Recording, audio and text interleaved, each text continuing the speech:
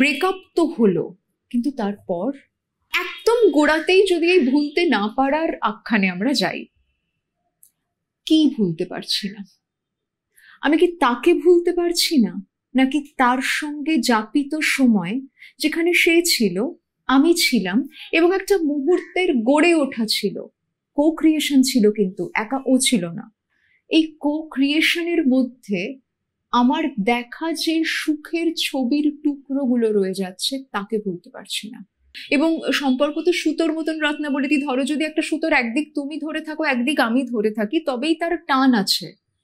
আমি যদি উঠে যাই তাহলে তো শুধু সুতো আছে। তাহলে যখন একটা ব্রেকআপ হচ্ছে, ইটস এ ডায়াড। একজন যখন ছেড়ে গেলেন, তখন অন্যজনের হাতে কি থাকছে? সুতোটুকু থাকছে। এই যে আমাদের মাথার মধ্যে একটা ছবি তৈরি হচ্ছে যে আমাদের দুজনের ধরে থাকা মুহূর্তগুলো, যেখানে দুজনেই টান টান করে ধরেছিলাম, তার একটা নিজস্ব রূপ, রস, গন্ধ, নির্যাস ছিল, এবং আমি বিশ্বাস করতে শুরু করছি ওখানেই আমার সর্বসুখ ছিল। যেন ওইটা আর কারুর সঙ্গে পুনরাবৃত্ত হবে না, 1 নম্বর। 2 নম্বর, আর কোনো সুখে আমার মন ওইভাবে সাড়া দেবে না।